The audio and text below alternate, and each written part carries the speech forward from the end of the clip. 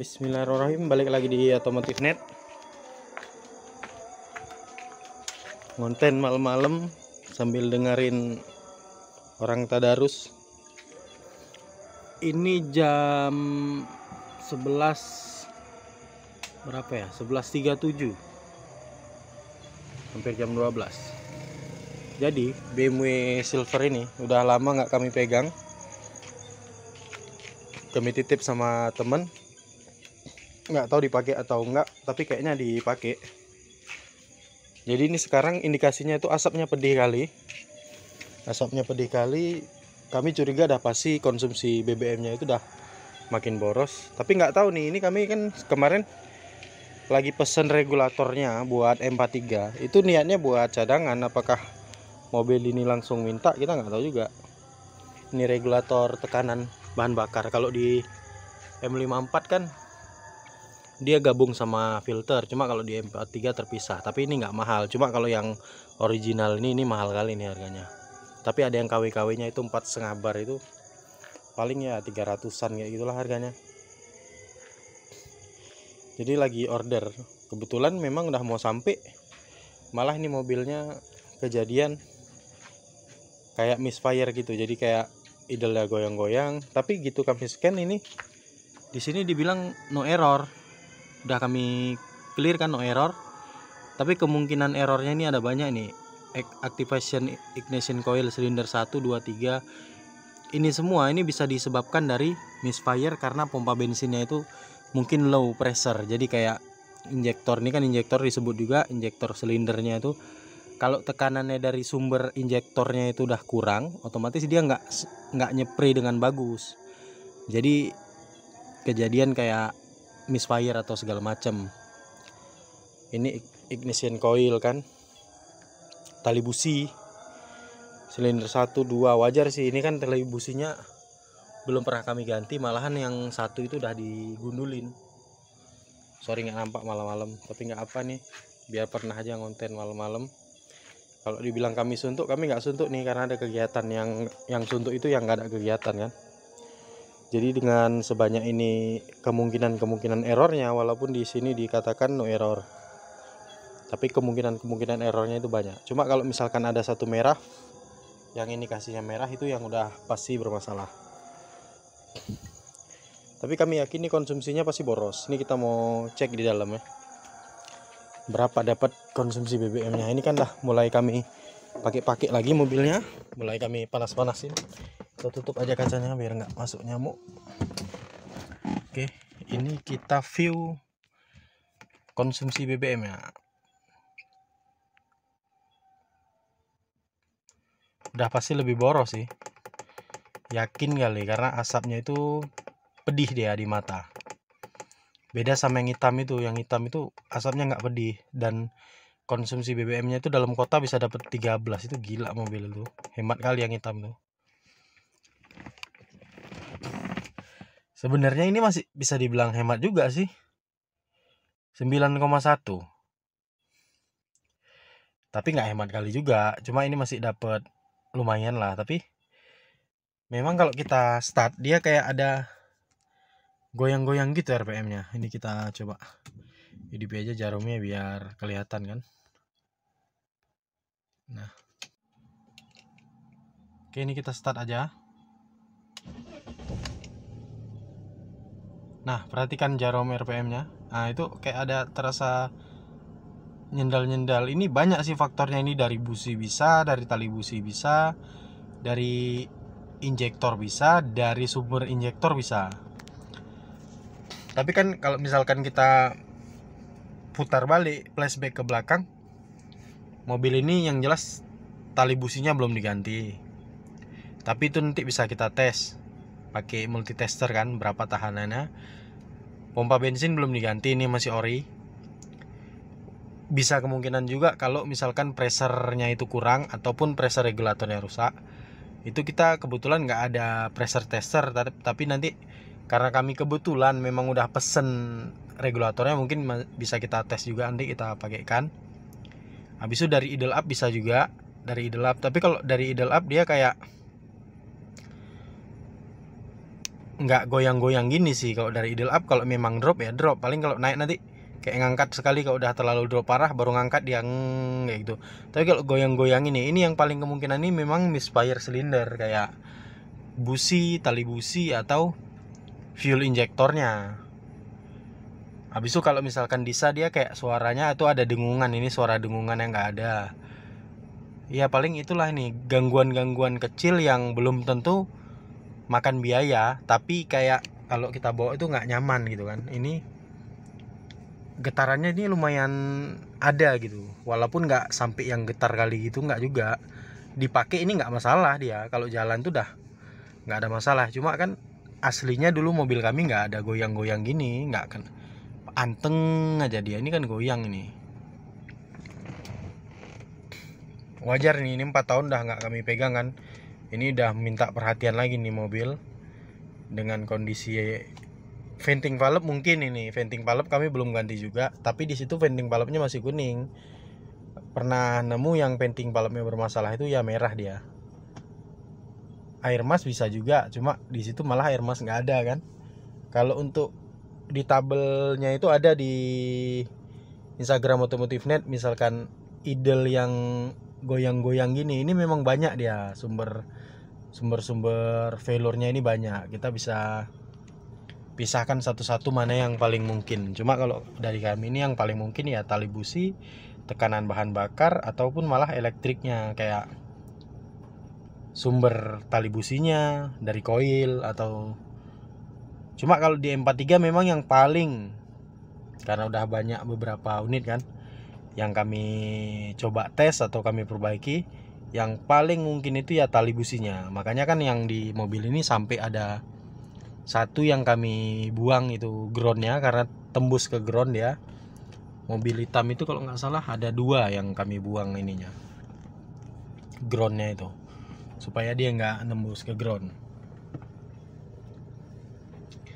Kalau dari konsumsi BBM ini nggak terlalu boros, masih dapat 10 nih, 1/10. Cuma kalau yang hitam tuh memang sampai dapat 13 ya. Ini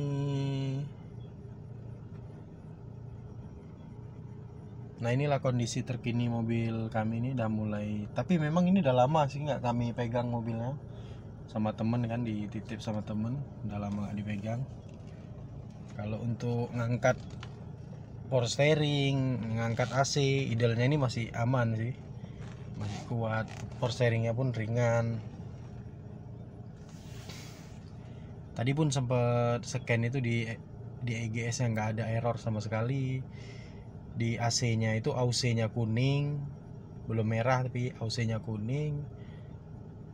Lain ya lampu-lampu yang kadang error, tapi ini udah nggak ada lagi nih lampu. Biasanya sih yang depan kiri lampu sen kalau nggak salah.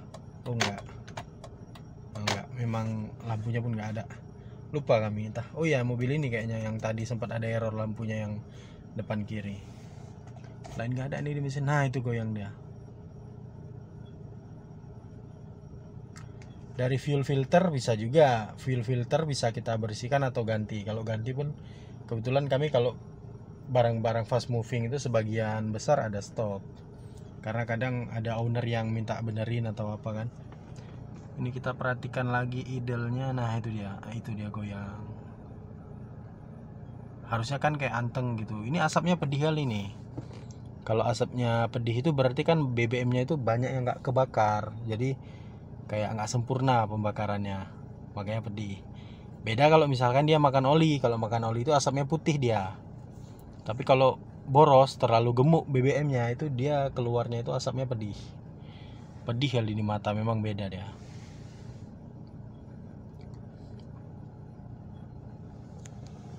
Oke, inilah kondisi sekarang, kondisi terkini BMW Otomotif Net yang udah lama nggak kami rawat, 4 tahun. Ini kemungkinan nanti kami pegang lagi sebelum lebaran ataupun habis lebaran nih kami pegang. Ini juga udah jam 12 malam, karena tadi tes bawa jalan, bawa beli kopi kan, kok kayak nggak kayak biasanya ini, makanya penasaran, coba di scan pun nggak ada trouble yang memang jelas elektroniknya yang trouble gitu, nggak ada. Kayak misalkan nampak apa gitu merah itu nggak ada, tapi kemungkinannya itu banyak. Jadi dari pengalaman kami pegang BMW itu sih faktor utamanya itu ya kayak dari tekanan minyak yang paling ngeri kali, paling berpengaruh besar itu ya dari tekanan minyak atau dari kegagalan tali businya. Tapi kalau misalkan tali busi bocor yang parah itu mobil gempa, karena kan ini sempat juga kejadian tali busi bocor itu mobil kayak gempa gitu goyang. Cuma ini kayak sesekali aja dia failurnya, bisa juga dari busi. Ini busi kan dah 4 tahun juga berarti nggak ganti, dari ganti pertama kali waktu kami baru angkat unit. Oke, mungkin itu aja kami share malam ini. Walaupun nanti upload videonya nggak tahu sih, nggak langsung upload, bisa juga langsung upload. Semoga bermanfaat buat kalian yang suka rawat-rawat BMW, rawat sendiri atau curhat-curhat masalah BMW, bisa kalian follow Instagram Otomotif.net, bisa DM di sana. Nanti kalau misalkan kami ngerti kami jawab, karena kami juga banyak dapat ilmu dari para owner yang udah ngalaminya duluan. Jadi kayak cerita, curhat segala macem, jadi kami ujung-ujungnya yang tadinya nggak tahu jadi tahu.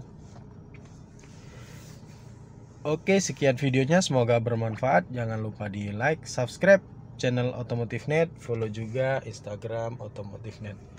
Terima kasih.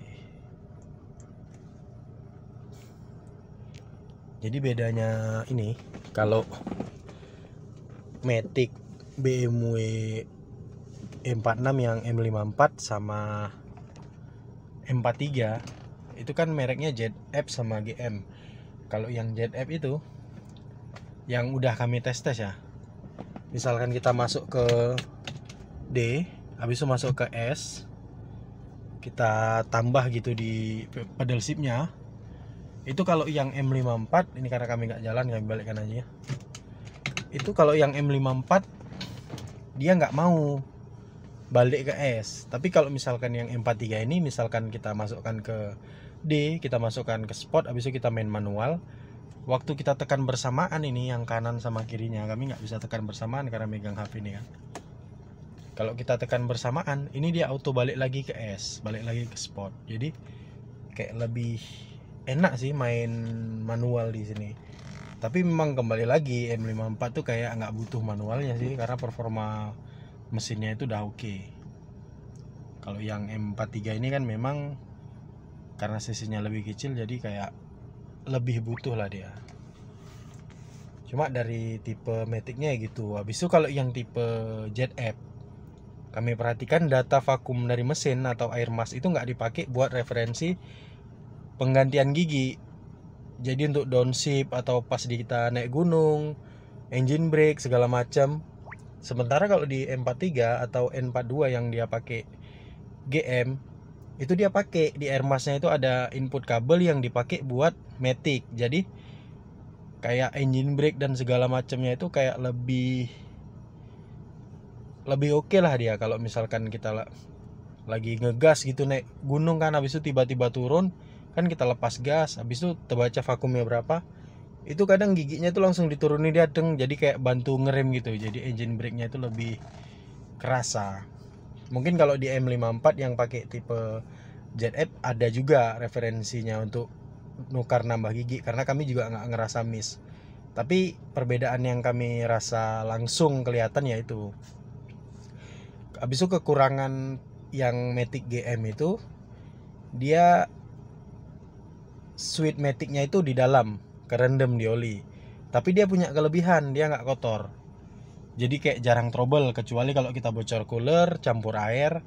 Nah itu trouble dan kita harus sekalian kuras habis. Tapi yang M54 karena switchnya itu di luar, dia lebih kayak kotor, lebih suhunya itu nggak jelas, kadang kena air lagi panas atau segala macam. Jadi yang paling sering bermasalah itu justru M54 di bagian switchnya. Jadi ya punya kelebihan, punya kekurangan. Makanya di M54 ujung-ujungnya lebih sering minta bongkar switchnya, lebih sering minta servis. Sementara di merek GM yang switchnya di dalam jarang, walaupun ada kasusnya.